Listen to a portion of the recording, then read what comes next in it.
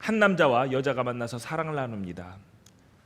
그리고 40주 동안 뱃속에서 아기를 키우고 해산을 하게 됩니다. 해산의 고통은 너무 심해서 분만실에서 남편의 머리채를 잡고 흔들며 욕하는 산모도 있다고 합니다. 해산의 고통 제가 모르기 때문에 말씀을 드릴 수는 없지만 그만큼 생명이 태어나는 순간은 어렵고 힘든 일입니다. 해산의 고통이 너무 심해서 다시는 애를 낳지 않겠다라고 말을 하지만 출산의 기쁨이 더 크기 때문에 그때의 고통을 잊어버리는 것 같습니다. 새 생명에 대한 그 기쁨은 말로 표현할 수 없을 만큼 큰 것이죠. 그러나 오늘 본문에 나오는 이스라엘은 그렇지 못했습니다. 산모가 배가 불러오고 배가 아파오면 걱정이 되기 시작합니다. 생명의 탄생에 대한 기대보다는 지금 태어나는 아기가 살 수 있을까 걱정이 앞선 것이죠. 왜냐하면 바로가 이스라엘 민족에 태어나는 남자아이들은 태어나는 즉시 나일강으로 던져버리라라고 명령했기 때문입니다. 젊은 부부가 결혼을 해서 아이를 낳으면 그 아기가 죽을 확률이 50%가 되는 것이죠. 약하게 태어났거나 출산 중 잘못되어서 죽는 것이 아니라 남자라는 성별을 가지고 나오면 무조건 죽어야 하는 것입니다. 그러니 어느 부부가 쉽게 아이를 갖고 기뻐하며 평안을 누릴 수 있겠습니까? 그런데 이 말도 안 되는 것이 법이었어요. 이스라엘 백성들은 이 말도 안 되는 법에 대항할 힘도 싸울 능력도 없었습니다. 바로 낳은 핏덩이를 죽일 수밖에 없는 그 상황, 이것은 개인의 아픔을 넘어서 민족의 슬픔이었죠. 이집트는 그 옛날 요셉이라는 총리를 통해서 국가의 아주 큰 위기를 벗어난 경험이 있었습니다. 이집트의 바로에게 요셉은 모든 것을 다 해줄 수 있을 것만큼 모든 것을 다 해줄 수 있을 정도로 참 귀하고 보배 같은 존재였죠. 그때 요셉의 가족 70명이 가나안 땅에서 이집트로 이민을 오게 되었고 당시 괜찮았던 땅, 좀 비옥했던 땅 고센 지방에 정착을 하게 됩니다. 그 후로 시간이 많이 흘러서 70명으로 시작된 이스라엘 민족이 큰 민족을 이루게 되었죠. 이것을 보고 이집트의 왕 바로는 슬슬 위기감을 느끼게 됩니다. 저들이 머릿수로 밀고 들어오면 나라의 큰 우왕거리가 될 텐데 그들이 다른 외적들과 연합하여 이집트를 공격하면은 우리가 막아낼 수 있을까? 그래서 생각해낸 것이 그들의 수를 줄이기 위해서 노역을 그들에게 맡깁니다. 힘들면 공사를 하다 보면 이제 죽겠지. 힘들다 죽겠지. 공사하다가 사고로 죽겠지. 힘들어서 집에 가면 잠자기 바빠서 아이를 만들거나 키우는 것은 어려울 거야. 그렇게 생각을 하고 이집트의 바로는 이스라엘 사람들에게 노역을 시키게 됩니다. 하지만 더욱더 이스라엘은 번성해 갔습니다. 그래서 산파들에게 명령을 내립니다. 너희가 이스라엘 민족의 해산을 도울 때 아들이면 죽이고 딸이면 그냥 살려라. 그런데 산파들이 바로의 그 무서운 명령, 그 명령을 지키지 않으면 죽을 수도 있는데 아니죠. 죽을 수 있는 게 아니라 죽을 수밖에 없는데 그 명령을 지키지 않습니다. 왜냐하면 하나님을 더 두려워했기 때문에 산파들은 하나님을 더 두려워함으로 이스라엘의 남자아이들을 몰래 살립니다. 이렇게 얘기를 하죠. 내가 아이를 낳으려고 아이를 해산을 도우려고 집에 찾아가면 이미 히브리 민족들을 이스라엘 여자들은 짐승과 같아서 이미 혼자 다 낳고 탯줄 끊고 남자아이를 이미 숨겨놨더라. 그래서 왕의 명령을 따를 수가 없었습니다 라고 이렇게 얘기를 합니다. 하나님께서는 하나님을 두려워했던 그 산파들에게 복을 주십니다. 결국 바로는 이스라엘의 민족의 수를 줄이기 위해서 극단적인 방법을 사용합니다. 그것이 바로 아들이 태어나면 그 아들을 나일강에 무조건 던져라 라는 명령입니다. 남자아이가 태어나면 나일강에 버려져 죽임당하는 것이 당연하게 생각되어지는 현실 속에서 이스라엘 민족은 무엇을 했을까요? 바로의 명령에 대항할 수 있는 사람이 얼마나 있었을까요? 눈물이 흐르지만 가슴은 아프지만 남자아이가 태어나면 어쩔 수 없이 나일강에 던지러 갈 수밖에 없었습니다. 지금 우리의 현실과 다를 것이 없다면 과장일까요? 바로는 제왕적인 권력으로 대놓고 죽이라고 명령을 하지만 우리 세대는 훨씬 교활하게 우리의 자녀들의 영혼을 병들게 하고 죽이고 있는 상황입니다. 이 세상에서 살아가려면 어쩔 수 없어. 버텨야 돼. 남들도 다 그렇게 살잖아. 세상이 그런 걸 어떻게 우리가 맞춰서 살아야지. 너는 무슨 뭐 왕대밭의 왕대니? 너가 혼자 뭐 잘났다고 그렇게 튀면서 살으려고 하니? 그냥 여기서 네가 적응하고 여기서 네가 뛰어나게 탁월하게 너가 성공하면 되는 거 아니야. 아무 생각 없이 우리의 아이들을 나일강의 악어밥으로 떠밀면서 당연한 거니까, 세상은 이렇게 살아가니까, 이렇게 사는 것이 맞으니까, 나만 할 수 없으니까, 나만 안 할 수 없으니까, 뒤처지는 것 같으니까 나일강으로 빠져들어가는 아이의 무리들에게 내 자녀도 얼른 빨리 따라가라, 더 늦지 않게 따라가라 밀어넣는 것이 안타까운 우리의 현실의 모습이 아닌가, 저는 그렇게 생각이 되어집니다. 나 하나 발버둥 친다고 바뀔 세상도 아니고, 이 거대한 수레바퀴 속에서 그냥 같이 돌아가는 것 외에는 할 수 있는 것이 아무것도 없지 않느냐. 맞습니다. 절망적입니다. 출애굽기의 시작은 어떠한 희망을 찾아볼 수가 없습니다. 노예의 삶, 내 자식을 죽일 수밖에 없는 현실, 그러나 대항하지 못하는 나의 연약함, 그래서 어쩔 수 없이 그 법에 맞춰서 살아가는 것, 이것이 살아가는 방법이다 라고 여겼겠지요. 그러나 출애굽기 2장을 보면 이 절망적인 상황에서 한 줄기의 희망의 빛이 보입니다. 그 역할을 감당한 사람은 노예 민족의 한 여자, 모세의 어머니 요게벳입니다. 오늘 어린이 주일을 맞이해서 또 이 말씀을 통해 우리들도 바로보다 더 교활하고 악랄하게 우리의 아이들을 나일강으로 밀어넣는 이 악한 시대 속에서 과연 요게벳처럼 나의 자녀를, 하나님께서 보내신 나의 기업을 어떻게 하나님의 뜻에 합당하게 양육할 수 있을까, 지켜낼 수 있을까, 함께 말씀을 나누며 고민하는 시간 갖도록 하겠습니다. 먼저 세상의 기준이 아닌 하나님의 눈으로 아이를 바라볼 수 있어야 됩니다. 본문 말씀 출애굽기 2장 2절을 보면 요게벳이 임신하여 아들을 낳았습니다. 그리고 목숨 걸고 이 남자아이, 낳은 이 남자아이를 나일강으로 던지지 않게 한 결정적인 이유가 있었습니다. 우리 본문 말씀 함께 읽습니다. 시작. 그 여자가 임신하여 아들을 낳으니 그가 잘생긴 것을 보고 석 달 동안 그를 숨겼으나. 자, 요게벳, 모세의 엄마가 바로의 목숨을 걸고 바로의 명령을 거부한 결정적인 이유가 뭐죠? 잘생겨서. 예, 잘생겨서. 개역 개정에는 잘생겼다라고 우리가 읽은 지금 성경은 잘생겼다라고 번역을 했고, 예전에 개역 한글은 준수하다라고 번역을 했습니다. 준수하다라는 뜻은 잘생긴 것뿐만 아니라 총기가 있고 재주와 슬기가 있으며 풍채가 빼어나다라는 뜻입니다. 남자아이가 태어났는데 딱 봐도 특별했다라는 거예요.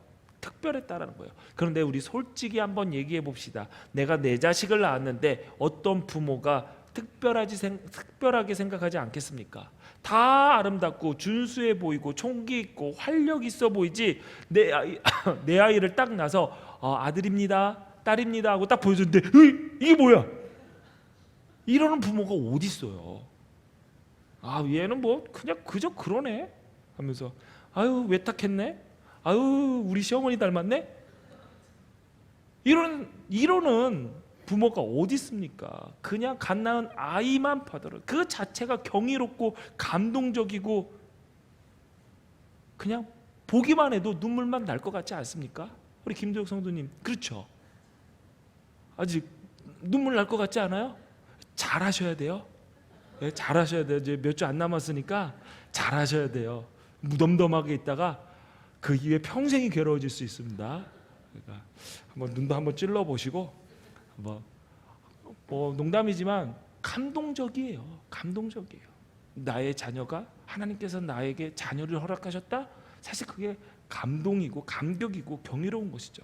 근데 객관적으로 한번 생각해 봅시다. 여러분 갓난 아기 보셨죠? 예, 갓난 아기 보셨죠? 이쁘든가요? 아니 세상에 아기가 그렇게 못생길 수 있나 싶잖아요. 안 그래요? 자기 아기만 봐서 그래요.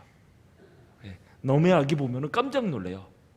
저는 대학 때도 뭐 교양으로 그런 과목도 듣고 그래가지고 출산 과정도 그때 이제 말 그대로 영상으로도 보고 그래서 봤는데 너무 깜짝 놀랐어요. 저는 어렸을 때 아이가 예쁘게 이렇게 하면서 이렇게 나오는 줄 알았어요. 근데 제가 본 영상은 남자인지 여자인지 모르겠는데 머리가 딱 나오더니 갑자기 팔을 이렇게 꺼내면서 나오는 거예요. 그래서 너무 깜짝 놀랐어요. 근데 이게 당연한 거래요. 같이 하는 거래요.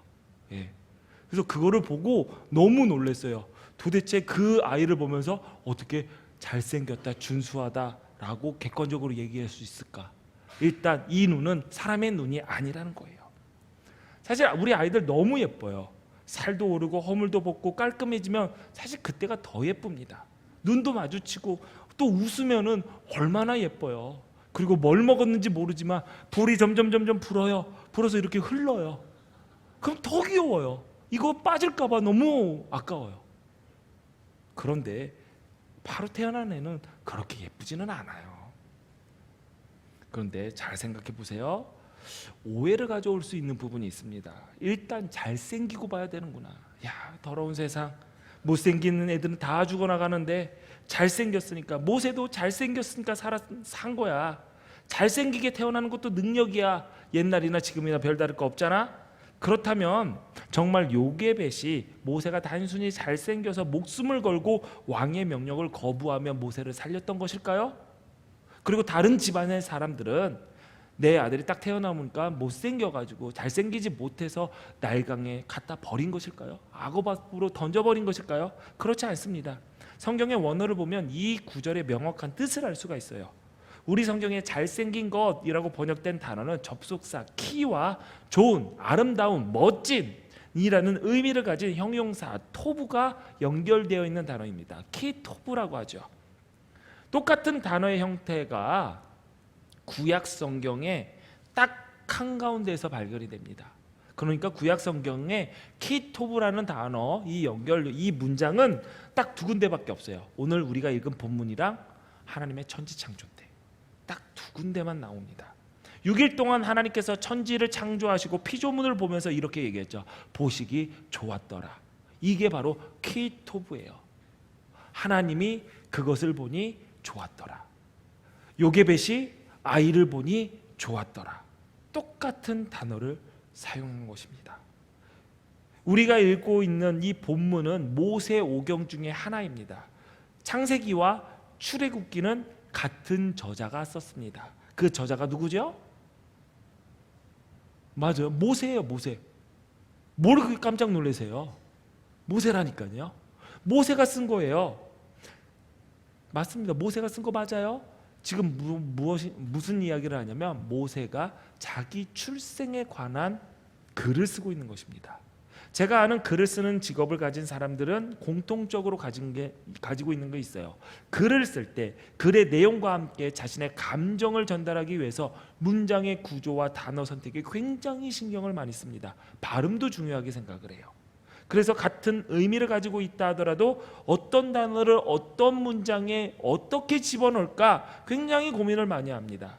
출애굽기 저자 모세가 자기 출생에 대해서 기록하고 있습니다. 자신이 죽을 수밖에 없었던 상황에서 살아나 하나님의 구원의 사역에 쓰임받을 수 있었던 그 사실의 출발을 하나님께서 창조하시고 세상을 바라보시며 좋았더라라고 감탄하시며 기뻐하셨던 그 시각으로 나의 어머니 요게벳이 나를 바라봤구나. 그래서 목숨 걸고 나를 살리셨구나. 민족의 구원의 역사의 시작을 자신의 어머니가 죽을 수밖에 없었던 작은 남자아이를 하나님의 창조 세계 속에서 보시기 좋았던 그 눈으로 보았다는 것을 기록하기 위해서 모세는 하나님의 창조 사역과 자신의 탄생을 연결시킨 겁니다. 그렇다면 예수 믿어 구원받은 우리가 우리의 자녀들과 우리의 다음 세대를 바라볼 때 어떤 눈으로 바라봐야 될까요? 하나님의 시각으로 봐야 되지 않겠습니까? 하나님의 영광을 위해 지음받은 모든 피조물들을 하나님께서 보시고 다 아름답다, 보기 좋다라고 하셨다면 하나님께서 하나님의 뜻을 이루기 위해 하나님의 거룩한 일을 감당하기 위해서 이 땅에 보내시고 생명 허락하신 나의 자녀들 역시 하나님 보시기에 모두 다 아름답고 보시기 좋은 것 아니겠습니까? 지금 비록 눈을 감고 헤드뱅잉을 막 하고 있어도 하나님 보시기에 좋은 겁니다. 자, 이쪽 네 번째 하나 둘 셋 세 번째 줄 옆에 친구들하고 인사합니다. 끝까지 승리합시다. 끝까지 승리합시다. 예빈이도 옆에 끝까지 승리합시다. 은빈이랑 같이 해. 예, 끝까지 승리합시다. 고기가 빠질까봐, 목 다칠까봐 목사님이 얘기한 거예요. 여러분, 우리가 우리 아이들 바라보는 시각을 바꾸어야 됩니다. 하나님이 피조물을 보시면서 보시기에 좋았더라라고 감탄했던 그 시각, 그 눈으로 우리도 우리의 자녀들을 바라볼 수 있어야 됩니다. 하나님의 창조 질서 속에서 하나님의 눈으로 바라보며 존재만으로 충분히 아름답고 존귀할 수밖에 없는 것이 존재가 우리의 아이들입니다. 교회는 어떤 곳이 되어야 될까? 여러 가지 이야기를 많이 합니다. 그런데 교회는 이 하나님의 눈으로 우리 다음 세대들을 향해서 하나님의 말을 전해주는 곳이 되어야 됩니다. 보시기에 야, 너 오늘 보니까 참 좋다. 오늘 보니까 너 정말 멋져 보인다. 뭐 어렵나요? 뭐 이 얘기 듣기 싫은 사람들이 있나요? 없잖아요. 보기에 참 좋다, 참 아름답다, 그런 말이 끊임없이 나와야 되는 거예요. 내가 흰머리가 많이 있고 어른이고 나보다 나이 많은 사람들이 좀 드물다, 내 밑에 것들이 더 많다라고 느껴지시는 분들이면 어디 돌아다니시지 마시고 돌아다니면서 2층 돌아다니시고 1층 돌아다니면서 아이들 머리 벗겨질 때까지 야, 좋구나, 머리 한번 쓰다듬어 주세요. 거기에다 대면은 왜 머리 만져요 하는 띨띨이도 있을 거예요. 그러면은 적당히 만져주시고 그래도 이쁘다 해주세요. 이쁘다 해주세요. 왜? 하나님께서 그들을 그렇게 바라보고 계시기 때문이에요. 식물도 물 주면 예쁘다, 물 주면서 예쁘다, 사랑한다 말하면 잘 큰대요. 열매도 커진대요. 그래서 저희 장모님이요, 화분을 이렇게 그러시는데 화분을 이렇게 놓고 앉아서 보면서 기도해 준대요. 잘 크는 것 같아요. 안 죽고 잘 크는 것 같아요. 여러분, 교회에 하나님을 예배하러 온 아이들이 여기에 와서 잘 된다, 하나님께서 너를 책임지시고 인도하실 거야, 너는 하나님의 거야, 하나님께서 너를 선택하셨대, 보기에 좋다, 아름답다, 보배롭다, 존귀하다, 극찬하신 그 존재가 바로 너야 라고 들은 우리의 자녀들이 당연히 잘 될 수밖에 없지 않겠습니까? 여러분의 자녀들 하나님의 눈으로 보십시오. 남의 새끼들은 잘 보입니다. 그렇게 해줍니다. 근데 내 아이들한테 오히려 더 못하시는 분들 계십니다. 왜냐하면 너무 잘 알거든요. 내 자녀가 정직하지 못하고 내 자녀가 성실하지 못하고 뭐 좀 하라고 하면 대충 해치워버리고 딴짓하러 가고, 더 심하면 하라는 척만 해놓고 딴짓하러 가고 다 그러잖아요. 그거 아니까 좋은 말이 안 나와요. 좋은 말이 안 나와요. 그런데 기억하세요. 누가 나왔어요? 누구의 유전자를 받았을까요? 다 내 배우자 거한테 받은 거 아닙니까? 예. 다 내 배우자 닮아서 그런 거잖아요. 예. 나 닮았다고 얘기하면 끝까지 인정 안 하시니까. 예. 그렇다면 여러분 스스로 여러분의 작품이다, 여러분이 해결하지 못한 일들 여러분들이 같이 해결하시면 됩니다. 같이요. 저희 큰아들이 거짓말을 조금 했어요. 근데 할 때마다 걸립니다. 걸렸어요. 왜 그랬을까요? 제가 뛰어나서요? 제가 예리해서요? 아니에요. 저는 처음부터 그렇게 생각했습니다.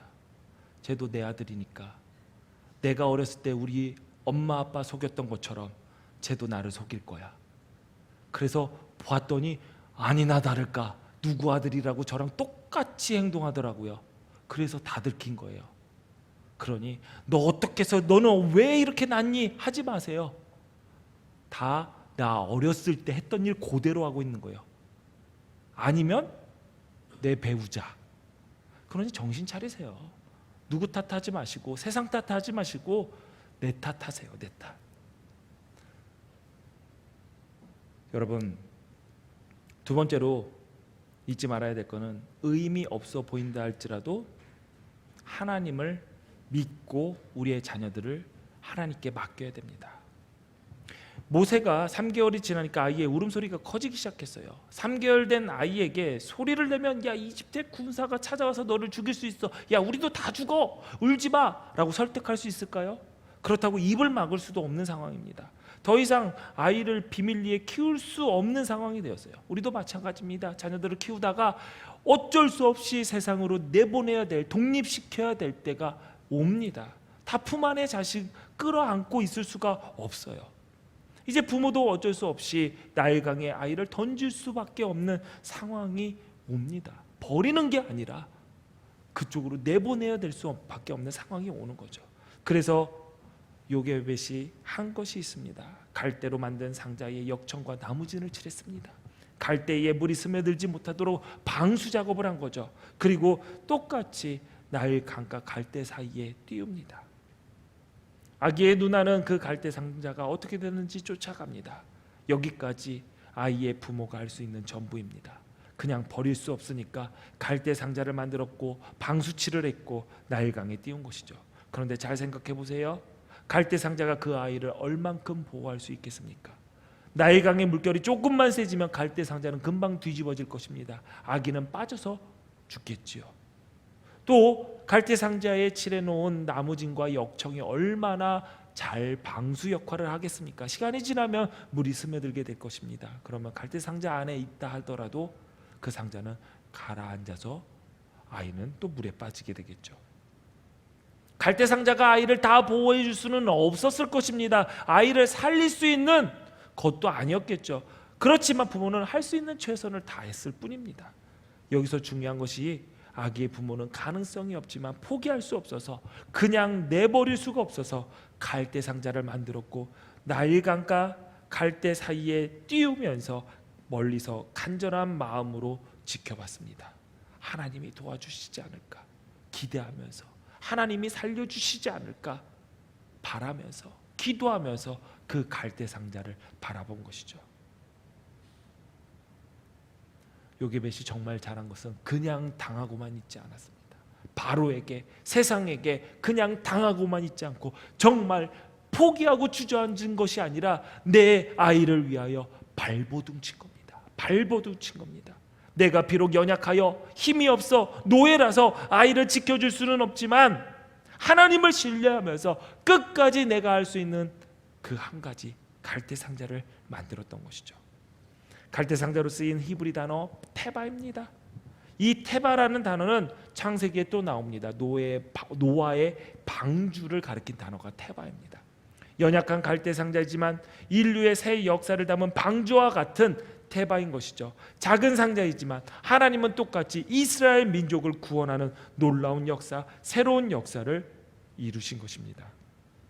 우리의 자녀, 내 자녀를 하나님의 눈으로 바라보고 세상의 기준에 맞추어 우리 아이를 키우는 것이 아니라 하나님께 맡김으로써 하나님을 알고 하나님을 예배하는 자로 키운다. 그것이 변함없는 하나님께서 우리에게 가르쳐 주시는 지혜이고 진리입니다.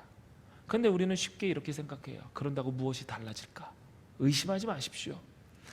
우리가 하나님이 하실 일을 기대하면서 우리가 할 수 있는 일을 하는 것입니다. 요게벳이 노렸을까요? 여기에 뭐 공주가 나와서 목욕을 하니 여기에서 공주가 나올 때를 시간을 보고 거기에 맞춰서 그 갈대 상자를 띄웠을까요? 말도 안 되는 이야기입니다.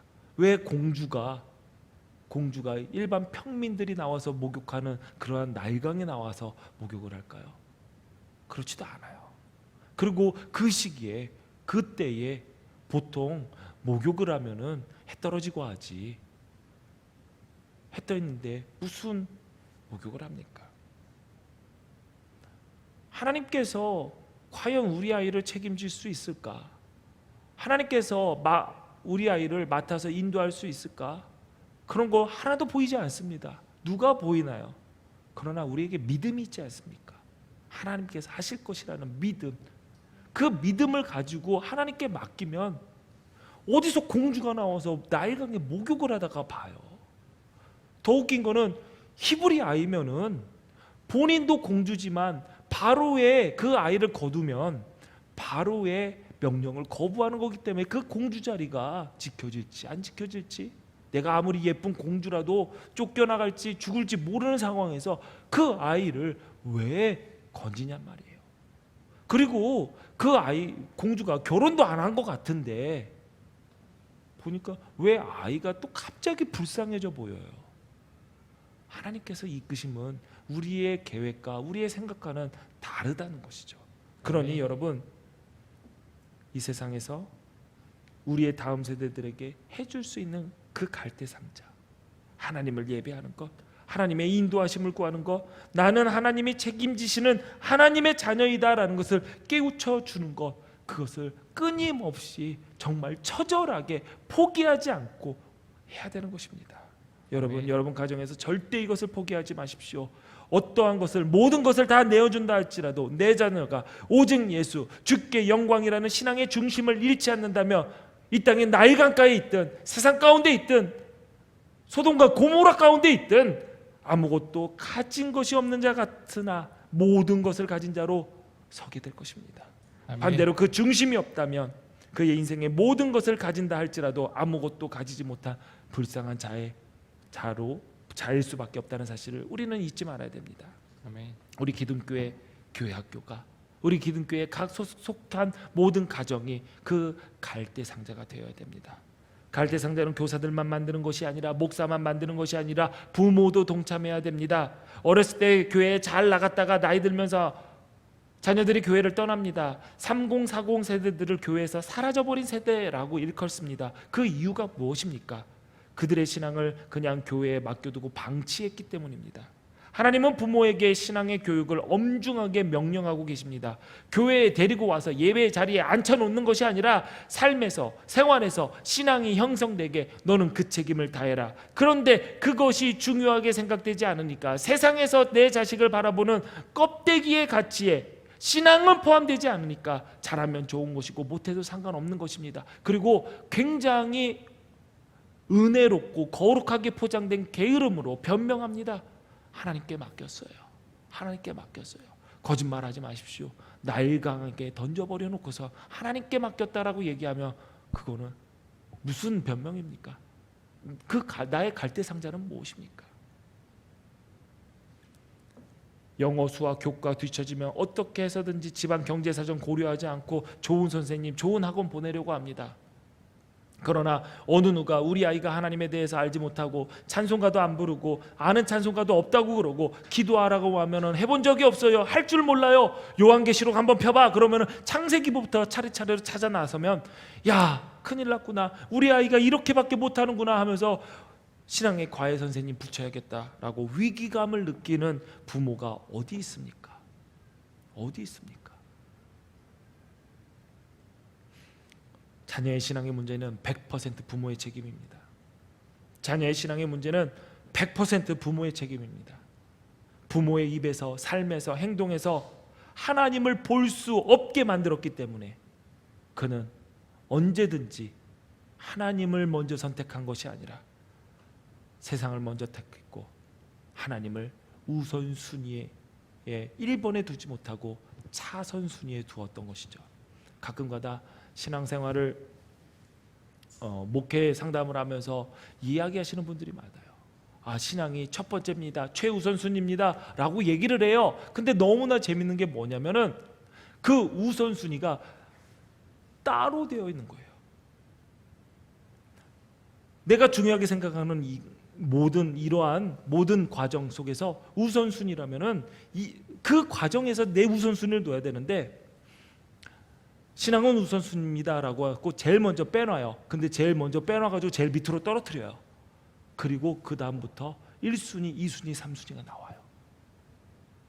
여러분 정말 신앙이 1순위 맞습니까? 여러분 최우선순위라는 것은 무슨 이야기였냐? 그것만 되면 나머지는 다 버리는 것이 1순위입니다. 여러분에게 이렇게 얘기하겠습니다. 뉴욕 여행 여러분들에게 선물로 줍니다. 뭐 예를 들어서 그랬으면 좋겠다 진짜. 연말에 성경 암송 69절을 다 외웠어. 1등 상품이 뉴욕 비전 트립이야. 뉴욕 기둥교회 지금 성전 이전을 준비하고 있는데 뉴욕 기둥교회 홈페이지 가서 기도 제목이 떠 있습니다. 함께 기도해 주시기를 부탁드려요.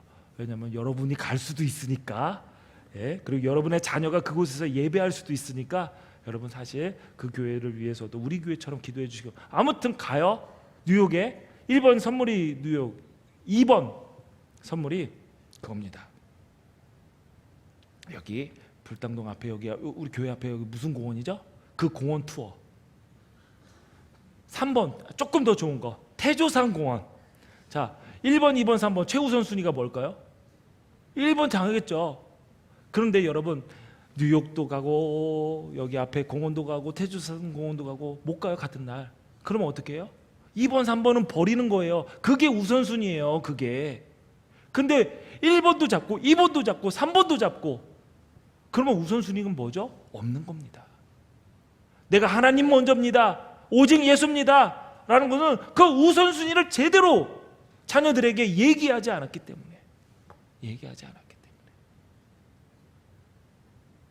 건강이 먼저야. 그러면 건강히 해야 하는 것은 다 버리는 거예요. 신앙의 건건도 마찬가지입니다. 너가 하나님을 바라보는데, 하나님을 섬기는데 해로운 것이 있다면 그게 아무리 중요한 것이라도 버리게 하는 게 맞아요. 질서가 안 잡히고 무슨 건물을 지으려고 합니까? 다 무너져 버리죠.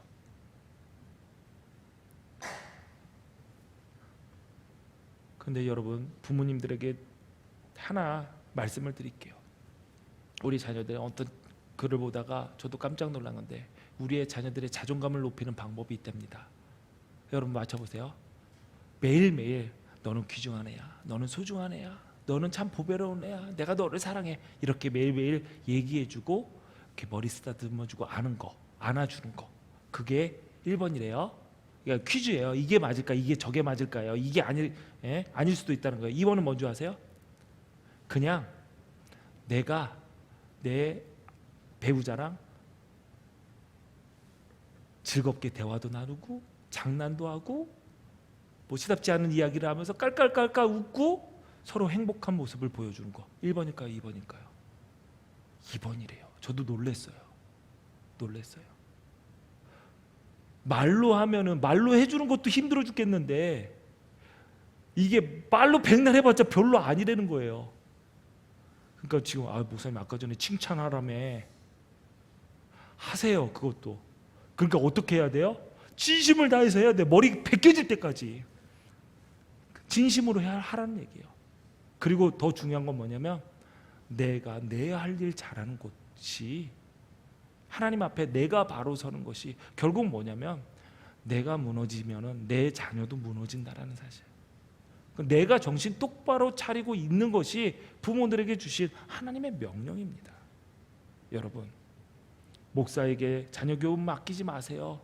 하나님은 하나님의 말씀을 부모에게 자녀들에게 너희 자녀에게 가르쳐라라고 명령하고 있습니다. 직접 명령했습니다. 우리 신명기 6장 7절부터 9절까지 말씀 함께 읽겠습니다.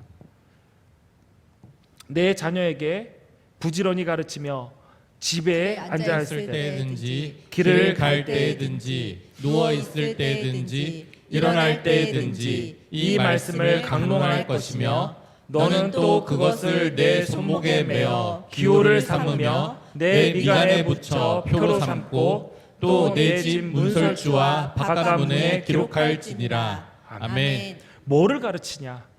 내 마음을 다하고 뜻을 다하고 힘을 다하여 내 여호와 하나님을 사랑하라. 이 말씀을 가르치라는 겁니다. 아멘. 보통 에너지를 쓰지 말고 에너지가 드는 것이 아니라는 것을 우리는 알 수가 있죠. 하나님 여호와를 사랑하는 것이 자연스럽게 되고 슬슬 적당히 하고 때가 되면 되는 일이 아니라는 것입니다. 마음을 다하고 뜻을 다하고 힘을 다하고 사랑해라. 내가 먼저 사랑해야 되는데 이게 얼마나 어려운 것입니까? 그리고 부지런히 가르치고 집에 앉아 있을 때든지 길을 가든지 누워 있을 때든지 일어날 때든지 이 말씀을 가르치라는 거예요. 너는 네 손목에 매서 기호를 삼고 너의 미간을 붙여서 표로 삼고 네 집의 문설주와 바깥문에 기록할지어다. 이게 무슨 말입니까? 내 시간이 필요해. 그런 거 없다는 거예요. 신앙 교육에는 내 시간이 필요한 누워 있을 때도 가르치라는 거예요. 그 말은 뭡니까? 내가 누워 있어도 하나님을 따르는 사람답게 누워 있으라는 거예요. 쉴 때도 시간을 보낼 때도 우리 엄마가 우리 아빠가 하나님 믿는 사람은 저렇게 시간을 보내는구나. 저렇게 쉼을 갖는구나. 저렇게 일을 하는구나. 저런 목표를 가지고 살아가는구나. 모든 환경을 하나님을 볼 수 있게끔 만들라는 겁니다. 아멘. 어렸을 때 집에 어린아이를 키우면은 기역 니은 디귿 리을은 붙여도 숫자 1, 2, 3, 4는 붙여도 하나님의 말씀 붙이는 경우는 다 커보면 다 떼버리잖아요. 그리고 뭐 하면 좋아하죠? 영어 단어. 화장실 옆에 영어 단어 붙여놓으면 우리 아들은 이 똥 싸면서도 영어 단어 외운다고 되게 좋아하잖아요. 그런데 왜 신앙교육을 놓을까요? 이유가 있습니다. 내가 힘들고 귀찮고 하기 싫고 어렵기 때문에 그냥 놓아버리는 겁니다. 네 신앙은 네가 알아서 하라 라고 놓아버려요. 내가 힘들어서, 내가 어려워서, 내가 불편해서. 근데 부모들은 보통 이렇게 얘기해요. 내 자녀를 위해서 난 죽을 수 있다라고 얘기하지만 사실 나만 사랑하는 이기심이 여기에서 드러나는 겁니다. 신앙교육하는 거 얼마나 어렵습니까? 알아듣기는 하나요? 나하기도 힘들고 벅찬데. 그래서 사실 놓을 때가 많습니다. 그 놓을 때가 뭐냐면 나를 더 사랑할 때, 내 자녀보다 나를 더 사랑하고 나의 이기심이 충만해질 때 신앙의 교육을 놓아버립니다.